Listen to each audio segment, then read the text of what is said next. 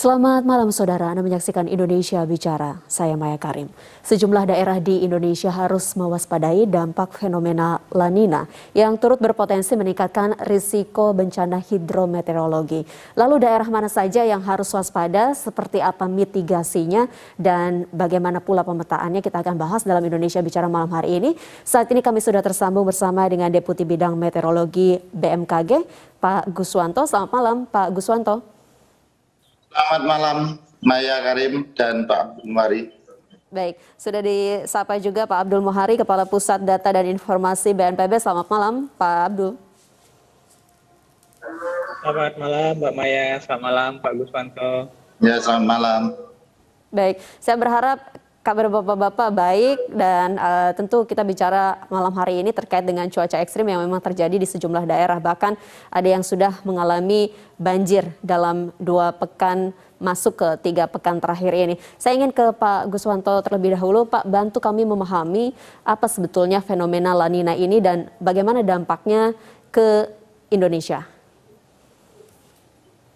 Baik, Mbak Maya. Jadi La Nina itu adalah fenomena anomali atau perubahan perilaku daripada Samudra Pasifik bagian tengah ya ataupun timur. Dia suhunya itu turun jauh daripada normalnya. Sehingga kalau apabila suhunya turun, dia tekanannya menjadi tinggi dan dia akan mendorong uap air atau udara yang dari Samudra Pasifik sebelah barat menuju wilayah Indonesia.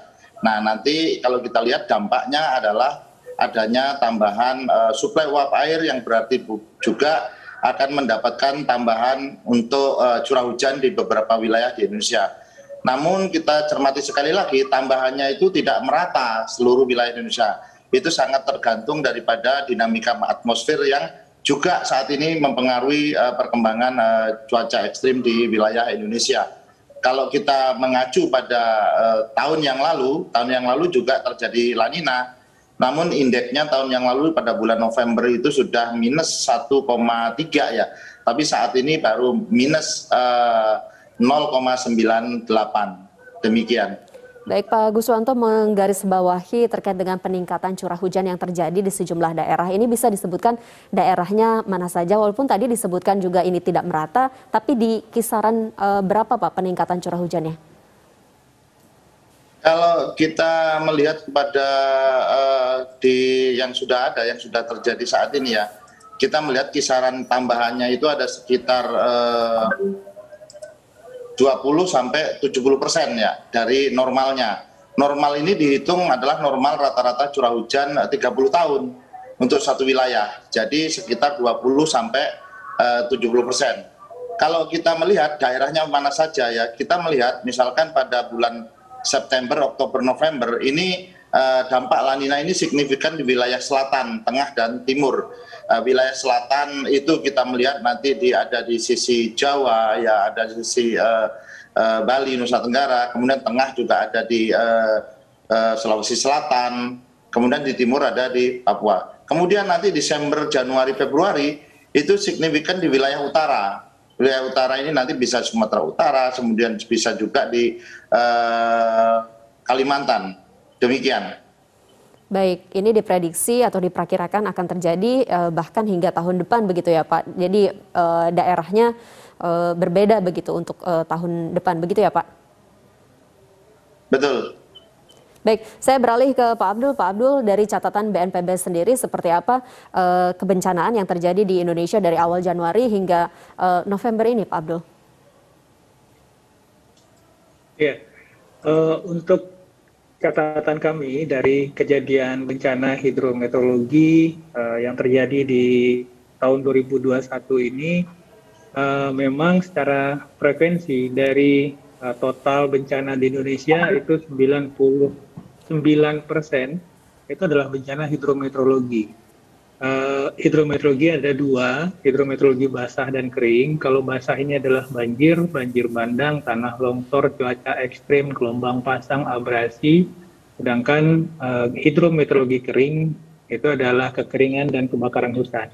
Nah, dari 99% total kejadian bencana hidrometeorologi ini, 90% diantaranya itu adalah hidrometeorologi basah. Jadi seperti tadi disampaikan oleh Pak Guswanto, sebagaimana sudah diinformasikan oleh BMKG, memang kita harus kembali mengingatkan dan kesiapsiagaan kita dan pemerintah daerah untuk menghadapi potensi peningkatan curah hujan dalam bulan-bulan ke depan ini. Baik, dalam 2 bulan ke depan masyarakat masih harus waspada, tidak hanya masyarakat namun juga pemerintah daerahnya begitu. Terkait dengan bencana yang saat ini terpantau memiliki kederajatan parah begitu, Pak Abdul, di mana saja, seperti apa sebarannya, Pak? Iya, dari 1 November hingga hari ini, tanggal 16 November, memang dari sisi frekuensi kejadian pada periode yang sama di tahun lalu, tahun ini mengalami peningkatan, utamanya banjir bandang, tanah longsor. Kita saat ini masih memiliki beberapa daerah yang basah karena banjir di Kalimantan Barat, 4 kabupaten, di Kalimantan Tengah, 3 kabupaten, kemudian di Luwu dan beberapa kejadian tanah longsor di Deli Serdang dan beberapa lokasi lainnya. Nah, terhadap kemungkinan ini memang ada beberapa himbauan yang harus kita ulang terus dan kita ingatkan, utamanya kepada pemerintah daerah, karena ujung tombak dari penanggulangan bencana ini ada di pemerintah daerah. Ada 2 hal utama. Yang pertama itu adalah kesiapsiagaan, yang kedua adalah mitigasi. Kesiapsiagaan ini berkaitan dengan apa yang harus kita lakukan untuk menghadapi tantangan yang sudah di depan mata ini, yang sudah 2 bulan berjalan dan masih kita akan menghadapi puncaknya hingga Januari Februari, berkaitan dengan kesiapsiagaan pemerintah dan kesiapsiagaan masyarakat. Kesiapsiagaan pemerintah, kami sudah menghimbau dari awal bulan lalu bahwa pemerintah provinsi dan pemerintah daerah harus sesegera mungkin melakukan apel kesiapsiagaan. Kenapa harus apel kesiapsiagaan? Karena dari apel kesiapsiagaan ini kita tahu kelengkapan alat personil yang kita punya di daerah, baik provinsi maupun kabupaten kota. Apakah kita punya cukup perahu karet, apakah kita punya cukup tenda pengungsi jika nanti diperlukan, apakah kita punya cukup personil tim reaksi cepat, apakah kita sudah melihat ke hulu-hulu sungai, apakah ada sumbatan-sumbatan yang berpotensi bisa menyebabkan banjir bandang seperti yang kita alami di Batu minggu lalu. Hal-hal ini sudah harus dilakukan oleh pemerintah daerah, tidak bisa menunggu lagi. Terkait dengan mitigasi, ada mitigasi jangka pendek dan jangka panjang. Untuk jangka pendek, pengalaman kita di Sintang, memang ada perubahan-perubahan daya dukung dan daya tampung lingkungan. Ini membutuhkan waktu. Bapak Presiden sudah menyampaikan prioritas tahun depan adalah restorasi lingkungan. Untuk jangka pendek, daerah-daerah rendah sepanjang aliran sungai, sementara mungkin bisa kita proteksi dulu dengan sandbag supaya sekiranya nanti terjadi peningkatan debit air karena peningkatan intensitas hujan, potensi limpasan ke pemukiman bisa kita kurangi. Baik, itu langkah-langkah yang memang sudah dilakukan, khususnya juga berkaitan dengan koordinasi ataupun apel kesiapsiagaan yang dilakukan oleh pemerintah daerah. Tadi saya menyoroti satu hal, yakni terkait dengan adanya aspek ataupun pendorong lain terjadinya bencana, adanya faktor perubahan lingkungan. Nah, lalu artinya di setiap daerah dengan bencana yang terjadi, ini bukan hanya tunggal faktor pencetusnya adalah La Nina, begitu Pak Guswanto, bisa dikatakan demikian atau seperti apa? Jadi begini, di dalam menyikapi atau memahami tentang bencana hidrometeorologi itu ada 2 hal, bahkan 3 hal. Yang pertama adalah adanya cuaca ekstrim yang saat ini sedang ada faktor pembangkit yang lebih tinggi lagi, yaitu La Nina tadi. Kemudian yang kedua adalah adanya lingkungan. Bagaimana lingkungan ini seperti tadi yang disampaikan Pak Muhari bahwa ini memerlukan daya dukung dan daya tampung lingkungan. Ini bagaimana? Misalkan kalau curah hujan 100 mm di lingkungan yang biasa, drainase yang biasa, segorong-gorong 1 meter mungkin bisa. Namun begitu ada tambahan suplai air, apakah dia menampung? Seperti itu yang perlu dipahami tentang lingkungan. Bagaimana juga infrastruktur di kawasan bantaran sungai dan selebihnya. Bagaimana tutupan lahan yang tadinya bisa menahan aliran air run off itu seperti apa. Nah, Kemudian yang ketiga itu adalah faktor daripada manusianya itu sendiri. Kita melihat di beberapa contoh ya, bahwa pada saat musim kemarau itu orang cenderung karena sungainya kosong, orang cenderung membuang sampah dan sebagainya.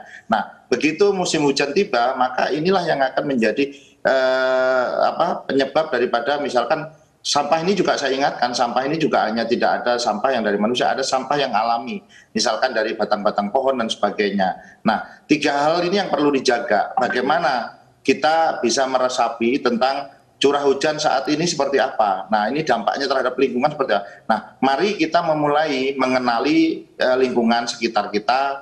Kemudian kita lihat juga bagaimana lingkungan yang ada, curah hujannya. Kemudian kita lihat kearifan daripada diri kita sendiri.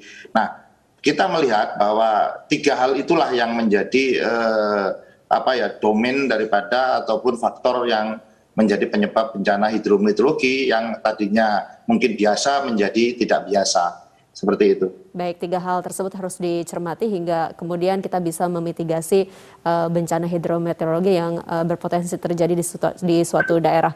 Pak Guswanto dan juga Pak Muhari, kita akan lanjutkan perbincangan, namun kita jeda terlebih dahulu. Pemirsa, tetaplah bersama kami di Indonesia Bicara.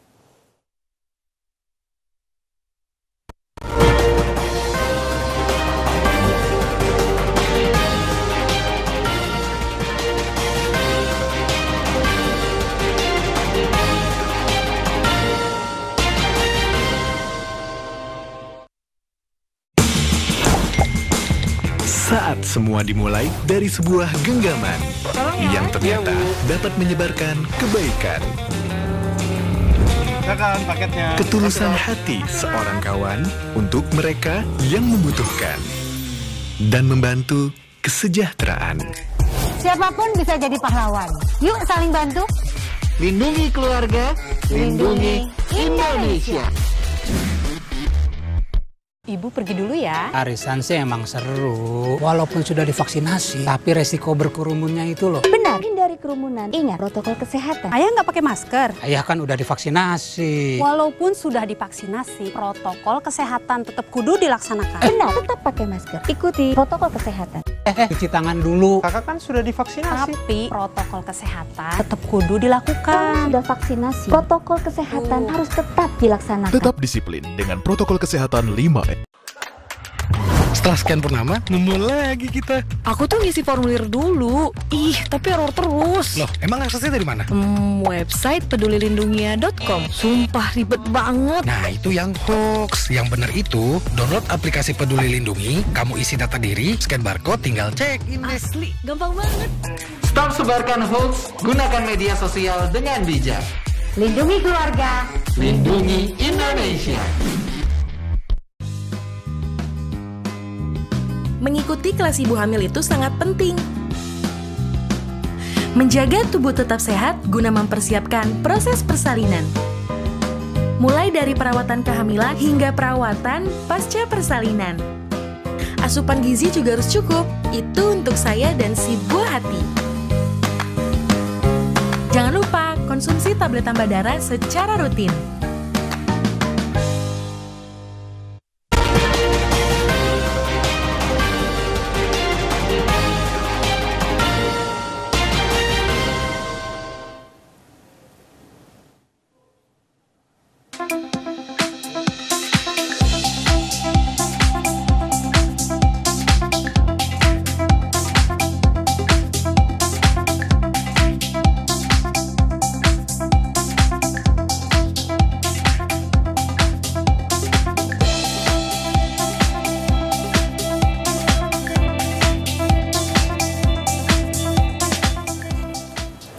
Ya, saudara, kami masih terhubung bersama dengan Deputi Bidang Meteorologi BMKG, ada Pak Guswanto, dan Kepala Pusat Data dan Informasi BNPB, Pak Abdul Muhari. Saya ke Pak Muhari. Pak Muhari, bagaimana sejauh ini data yang dihimpun oleh Pusat Data dan Informasi BNPB terkait dengan kondisi warga yang terdampak sejumlah bencana seluruh Indonesia? Iya, saat ini untuk kondisi masyarakat adalah kita yang terdampak itu paling banyak ada di Provinsi Kalimantan Barat. Ada saat ini pengungsian dari data yang kita terima itu ada di Kabupaten Sintang dan Sanggau cukup banyak, ada beberapa puluh ribu masyarakat yang saat ini tinggal di daerah pengungsian, tetapi tentu saja pemerintah daerah bersama pemerintah provinsi dan didukung oleh BNPB dan Kementerian Sosial, kita bersama-sama dengan TNI Polri di lapangan untuk mencukupkan kebutuhan permakanan, kebutuhan logistik, kebutuhan selimut, dan lain-lain dari saudara-saudara kita yang mengungsi ini. Memang kondisi ini sudah berjalan cukup lama, setidaknya 2 minggu, tetapi kebutuhan dari mereka saudara kita yang mengungsi ini menjadi prioritas utama kita, dan di lapangan ini menjadi perhatian penting untuk bisa kita cukupkan. Baik, pemenuhan kebutuhan, utamanya kebutuhan terkait dengan logistik para korban banjir di Kalimantan Barat masih terus dilakukan oleh tim gabungan. Selain di Kalimantan Barat, bagaimana dengan di wilayah lain, Pak Muhari?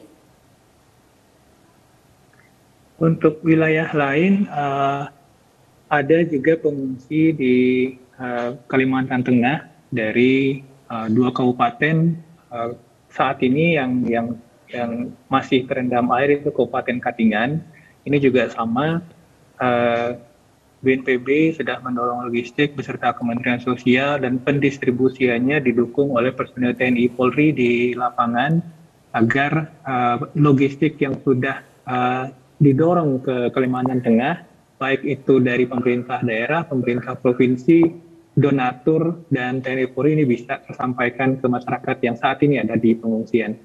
Baik, tadi untuk daerah-daerah lain seperti Luwu, Deli Serdang, dan lain-lain, jumlah pengungsian masyarakat yang mengungsi tidak terlalu banyak, tetapi tetap kita optimalkan dukungan logistik dan utamanya bahan pokok bagi mereka yang saat ini ada di pengungsian.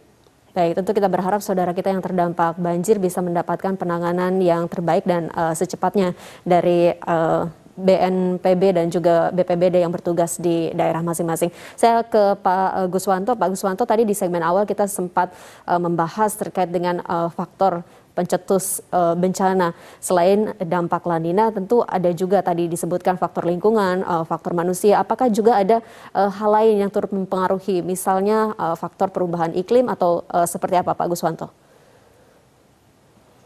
Baik, Maya. Jadi kalau perubahan iklim itu biasanya dia sangat perlahan ya. Misalkan sebagai contoh, perubahan iklim itu akibat daripada pemanasan global, di mana yang nyata kemarin dampak perubahan iklim itu adalah salah satu munculnya siklon tropis Roja tahun 2021, yaitu di Kupang. Jadi jarang sekali biasanya siklon tropis itu muncul di daerah lintang rendah, artinya pasti itu di luar, tapi ini sudah mulai muncul.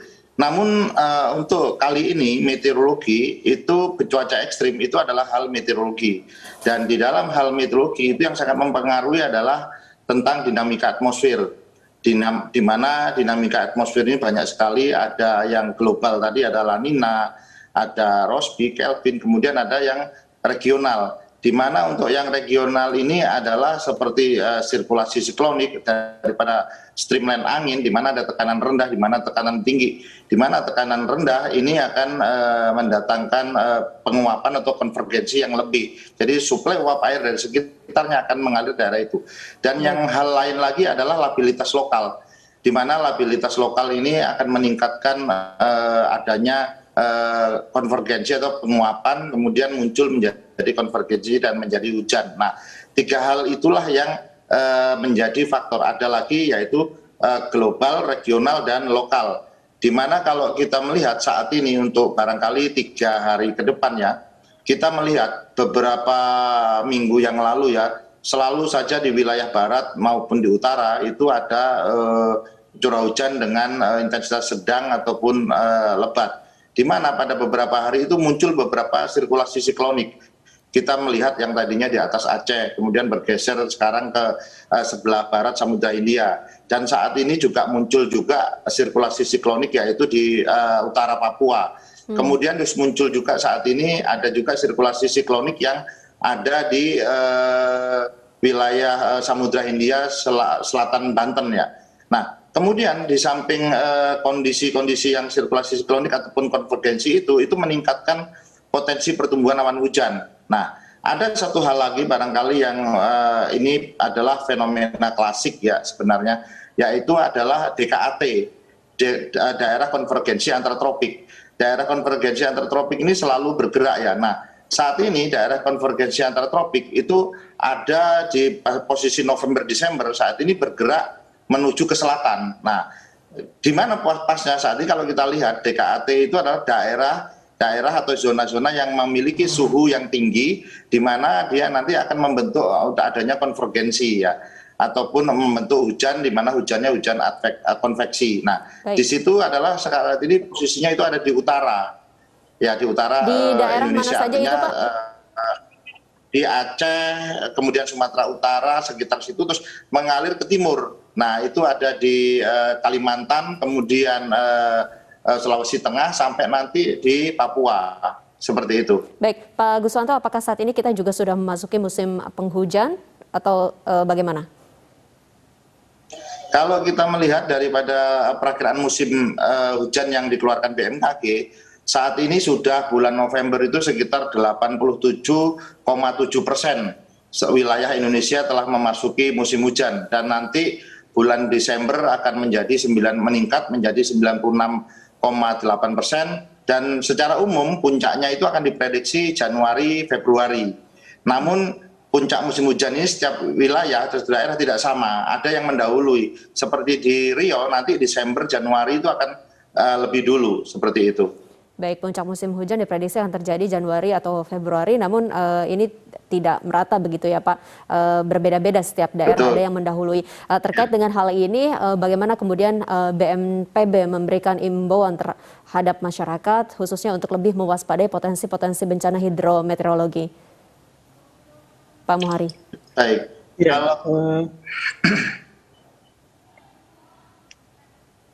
Ya, dari setelah BMKG merilis menyampaikan informasi bahwa ada beberapa provinsi yang secara bertahap dan tidak serempak, tadi seperti sudah disampaikan oleh Pak Guswanto, yang akan terdampak dari fenomena La Nina ini, BNPB sudah berkoordinasi dengan pemerintah daerah, dalam hal ini BPBD 34 provinsi, untuk menjelaskan mengenai informasi ini, menurunkan informasi ini, dan kemudian berkoordinasi untuk langkah-langkah antisipasinya. Tadi kami sudah sampaikan, ada dua hal utama sebenarnya, langkah kesiapsiagaan dan langkah mitigasi.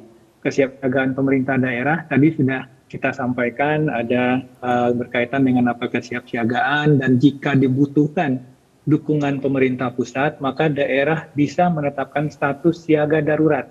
Artinya sebelum bencananya terjadi. Kalau setelah bencananya terjadi, itu namanya status tanggap darurat. Jadi sebelum bencananya terjadi, daerah bisa menetapkan status siaga darurat, di mana dengan adanya status ini, maka pemerintah pusat bisa memberikan dukungan intervensi terhadap apa yang dirasa daerah masih kurang. Nah, dari status siaga darurat ini tentu saja kita mengharapkan pemerintah daerah juga sudah mulai menyiapkan rencana kontingensinya. Siapa berbuat apa nanti pada saat terjadi bencana, supaya tidak terdadak ketika bencana yang terjadi dulu baru kita berputar, baru kita memikirkan siapa yang harus berbuat apa. Nah, ini sudah kita koordinasikan dengan 34 provinsi. Harapannya tentu ini turun ke tingkat implementasi, baik itu di unit teknis di daerah, SKPD di daerah, maupun di kabupaten kota.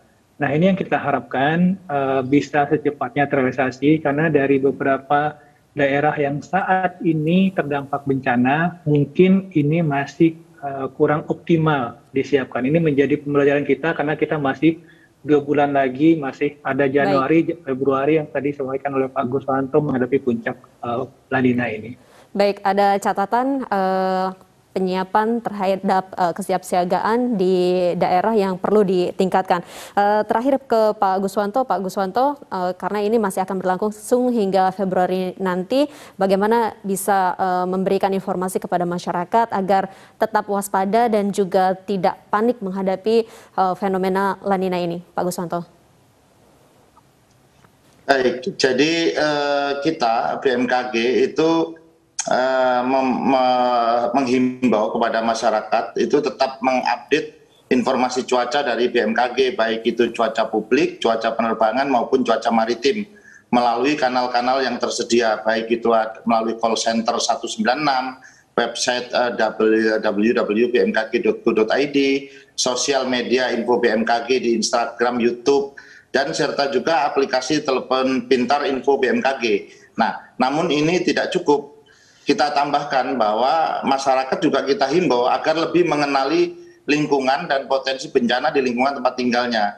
Karena salah satu upaya mitigasi sesungguhnya itu adalah dengan memahami cuaca dan lingkungan tempat kita tinggal, sehingga dapat mengurangi dampak yang dapat ditimbulkan. Hal ini misalkan ya, kalau kita suatu perumahan itu dulunya rumah air, kemudian begitu dibuat perumahan, itu perlu diketahui, maka apabila saluran air tidak lancar, resapan air berkurang, maka daerah-daerah yang cekung itu juga harus dikelola, yang dulunya mungkin barangkali sebagai dataran banjir. Nah, itu perlu diwaspadai. Itulah lingkungan-lingkungan yang kita mulai dari keluarga kita sendiri. Demikian. Baik. Jadi harus mendapatkan informasi dari sumber yang pasti dan juga memahami kondisi lingkungan di tempat masing-masing. Terima kasih Pak Guswanto, terima kasih Pak Abdul Muhari telah bergabung bersama kami di Indonesia Bicara. Salam sehat, selamat malam Bapak-Bapak. Selamat malam, terima kasih Maya dan Pak Muhari. Salam sehat. Terima kasih Pak Guswanto. Baik, saudara, kami masih akan membahas terkait dengan dampak La Nina dan kami akan menghadirkan narasumber lainnya usai jeda berikut ini. Tetaplah bersama kami di Indonesia Bicara.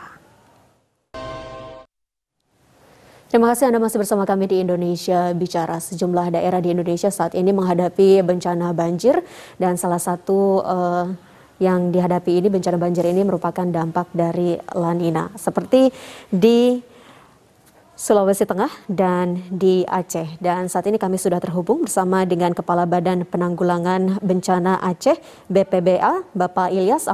Assalamualaikum Pak Ilyas. Waalaikumsalam, selamat malam Bu Maya. Baik, selain Pak Ilyas juga ada Kepala Bidang Pencegahan dan Kesiapsiagaan BPBD Provinsi Sulawesi Tengah, Ibu Debrina Riawati Tobigo. Selamat malam Ibu Debrina. Selamat malam.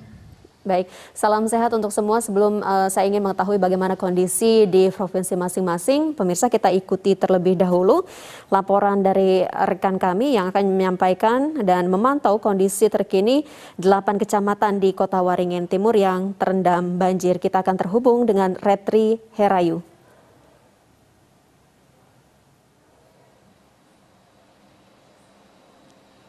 Ya, baik, terima kasih Maya Karim.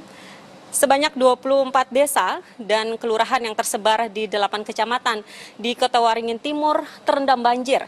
Berdasarkan data dari Badan Penanggulangan Bencana Daerah setempat, sebanyak 2.306 rumah dan 3.626 kepala keluarga terdampak banjir. Selain itu, banjir juga menggenangi sebanyak 15 gedung sekolah, 8 fasilitas kesehatan, serta 16 rumah ibadah.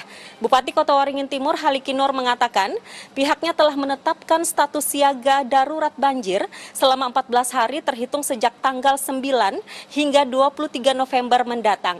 Status ini akan dinaikkan menjadi darurat apabila kondisi banjir semakin parah.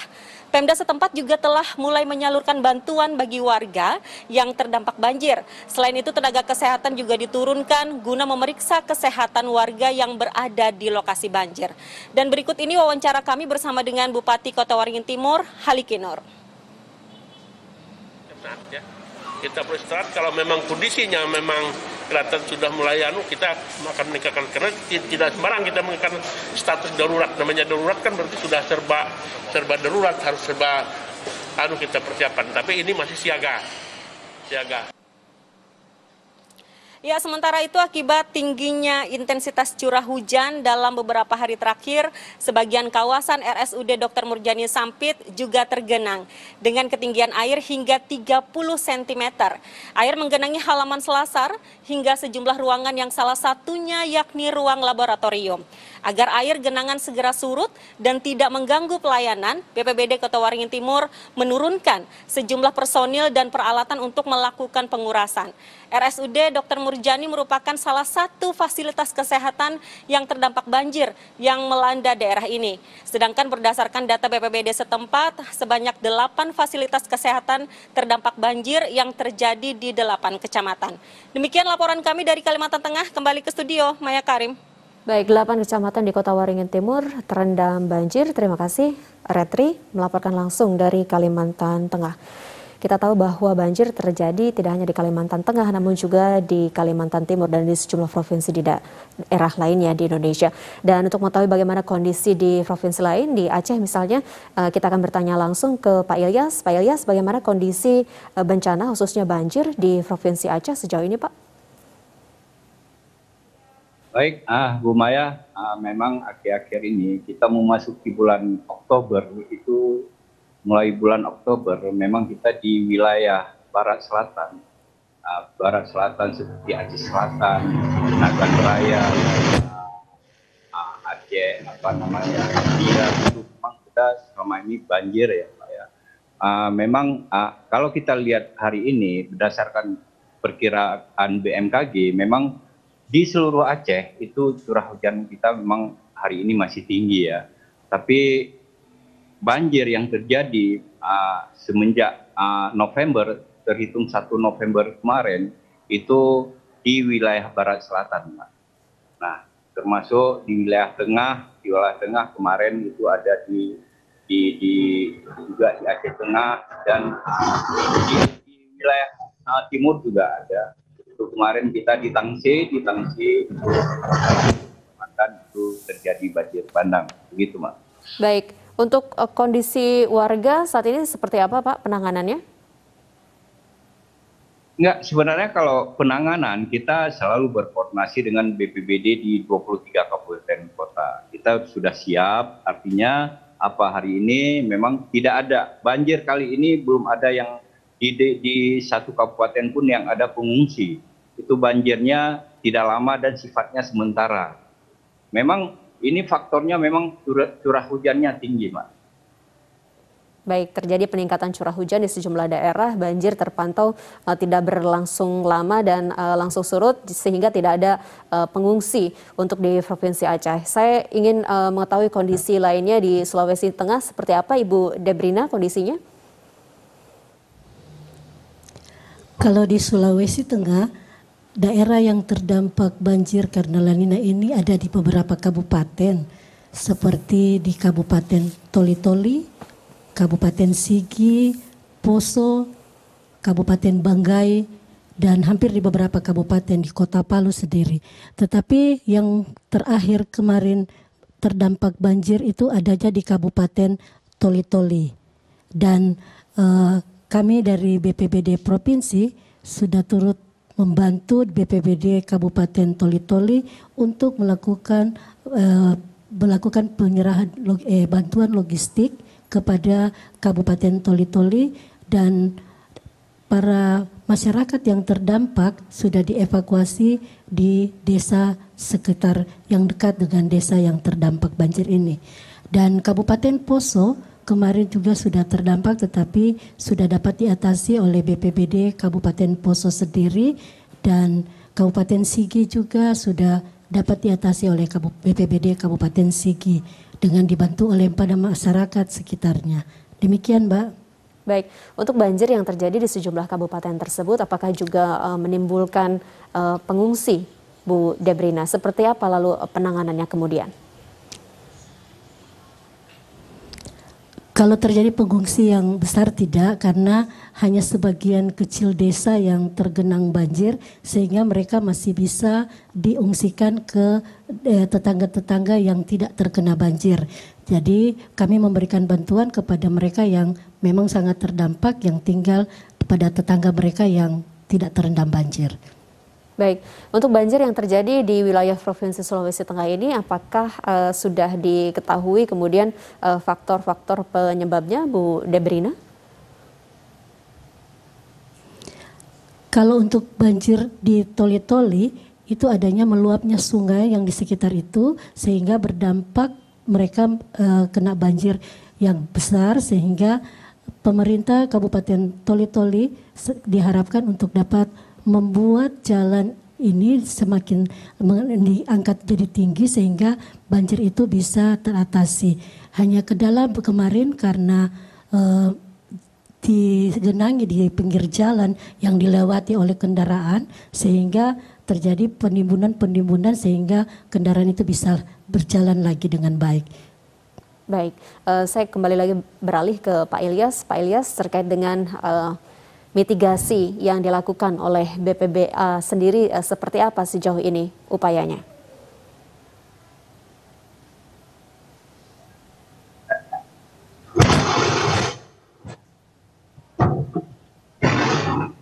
Baik, Pak Ilyas.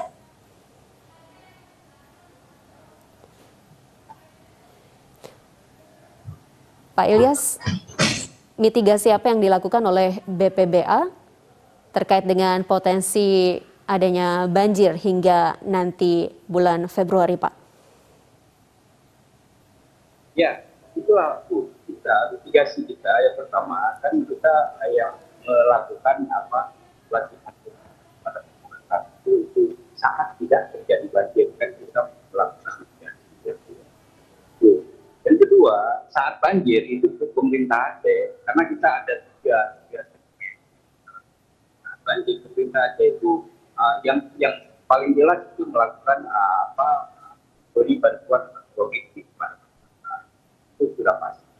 Nah, pasca banjir kita melakukan analisa. Jadi ada tiga. Tapi yang paling penting hari ini kan masyarakat harus ada bersama. Baik. Pak Ilyas, mohon maaf, audio dari Pak Ilyas tidak tersambung dengan sempurna ke kami, jadi kita jeda terlebih dahulu. Kita akan lanjutkan perbincangan dengan Pak Ilyas dan juga Ibu Debrina usai jeda berikut ini. Pemirsa, tetaplah bersama kami di Indonesia Bicara.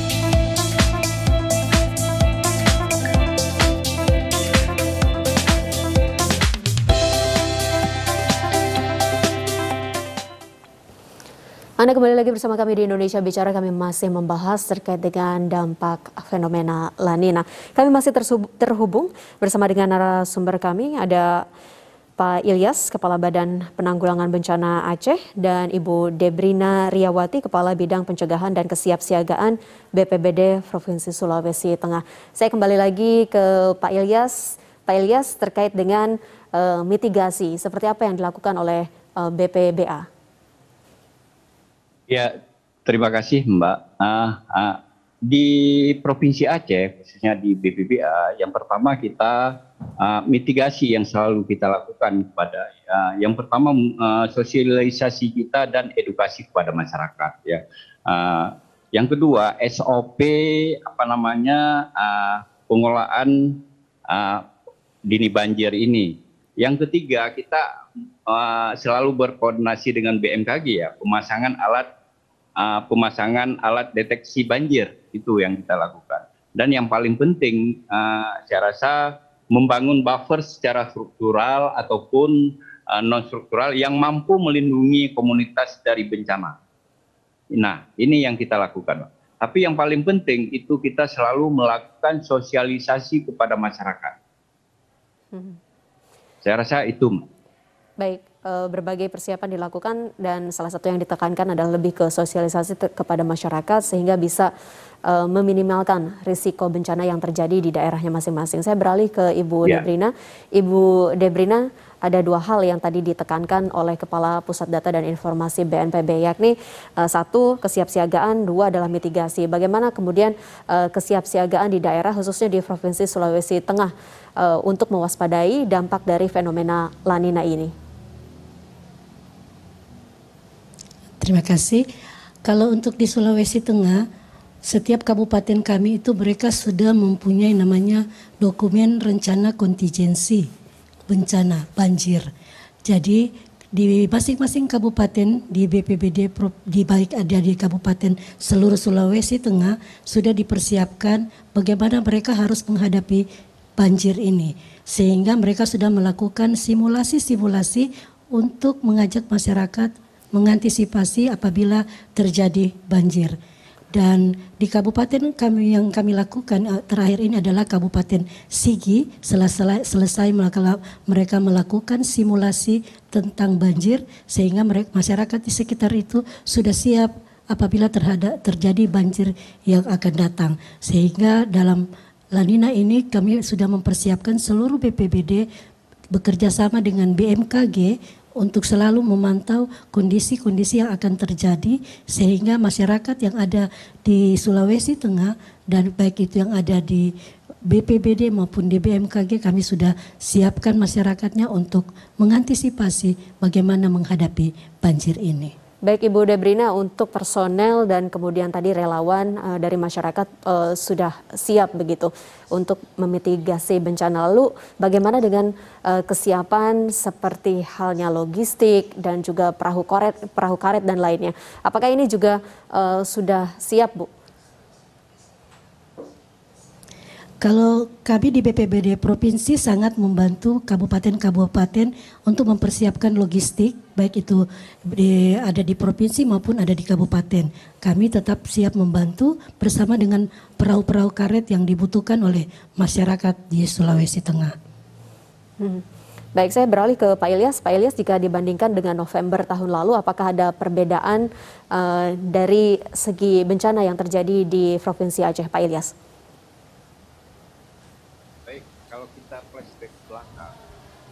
Misalnya di tahun 2020 itu kita, saya sampaikan tadi Mbak, itu sama setiap tahunnya mulai bulan Oktober sampai itu malah sampai di Januari nanti kita selalu itu bencana banjir ya, bencana banjir. Tapi kita di provinsi khususnya BPBA hari ini kita selalu berkoordinasi, dan untuk kesiapan bencana banjir ini ya kita sudah siap. Dan untuk sama mungkin dengan di daerah-daerah lain, kita di 23 kabupaten kota itu sudah kita siapkan perahu karet, dan alhamdulillah hari ini sampai hari ini mungkin belum ada hal-hal yang tidak bisa tertangani ya. Ini berkat kerjasama kita mungkin khususnya mungkin dengan BPBD di 23 kabupaten kota. Dan kita hari ini selalu berkoordinasi dengan mitra sukses kita, misalnya dengan BMKG yang ada di Aceh. Ini informasi ini selalu kita sampaikan kepada masyarakat. Baik. Bagaimana dengan memberikan informasi kepada masyarakat yang berada di pesisir, Pak Ilyas? Kita begini, setiap ada informasi dari BMKG pusat ataupun di daerah sini, kita yang pertama kita berkoordinasi dulu dengan kabupaten kota yang ada di Jakarta. Jadi kita selalu memberikan informasi, karena terus terang hari ini kan kita sudah gampang Mbak Maya. Ya, artinya ada grup WhatsApp, kita ada forum PRB di semua daerah. Untuk informasi ini saya rasa cepat sekali, dan termasuk di daerah pesisir. Baik, kemajuan teknologi dimanfaatkan untuk kemudian bisa menyebarkan informasi seefektif dan secepat mungkin kepada masyarakat. Ibu Debrina, untuk di Sulawesi Tengah sendiri seperti apa? Apakah dari pantauan BPBD ada terjadi peningkatan kebencanaan dibandingkan dengan tahun sebelumnya, atau seperti apa, Bu? Untuk peningkatan memang ada, karena di tahun 2021 ini curah hujan agak tinggi dibanding tahun lalu, sehingga daerah-daerah itu sudah siap-siap untuk menghadapi ini. Karena kami di Sulawesi Tengah sangat terjadi peningkatan yang tinggi. Baik, imbauan ataupun pesan yang ingin disampaikan kepada masyarakat mengingat dampak dari La Nina ini masih akan berpotensi dirasakan hingga Februari 2022 mendatang. Secara singkat, Bu Debrina. Kami sudah menganjurkan kepada semua BPBD yang ada di Provinsi Sulawesi Tengah, karena La Nina ini masih panjang, mereka harus mempersiapkan masyarakatnya, dan kami sudah melakukan mitigasi, memasang jalur-jalur evakuasi dan papan informasi tentang kondisi yang akan terjadi. Baik, terakhir Pak Ilyas, apa yang perlu disampaikan kepada masyarakat di Provinsi Aceh khususnya untuk bisa mewaspadai dampak La Nina hingga Februari mendatang, Pak? Baik, terima kasih. Ada dua yang ingin saya sampaikan. Yang pertama untuk seluruh kabupaten kota yang ada di Aceh, khususnya kepada kepala pelaksana, kita harus siap kapan saja bencana itu akan terjadi. Nah, itu yang pertama, kita untuk karena potensi curah hujan ini terlalu tinggi di Aceh saat ini, jadi kita harus siap siaga, harus siaga selalu. Dan yang paling penting, yang kedua yang ingin saya sampaikan untuk masyarakat di seluruh Aceh, di 23 kabupaten kota, kita harus sadar dan waspada terhadap banjir ini dengan menjaga kebersihan yang paling penting. Jangan buang sampah sembarangan dan lain-lain.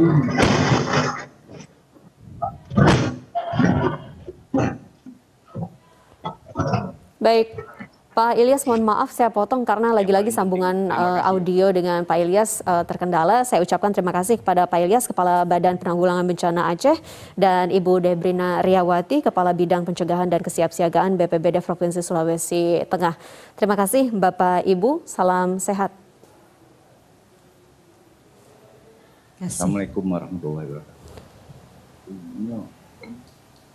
Baik, sejumlah BPBD di daerah tentunya terus mempersiapkan kesiapsiagaan serta mitigasi bencana, dan masyarakat juga diharapkan bisa turut bersiap serta waspada terhadap potensi bencana hidrometeorologi yang disebabkan oleh fenomena La Nina. Kenali lingkungan kita, kenali sekitar kita. Saya Maya Karim, terima kasih, sampai jumpa.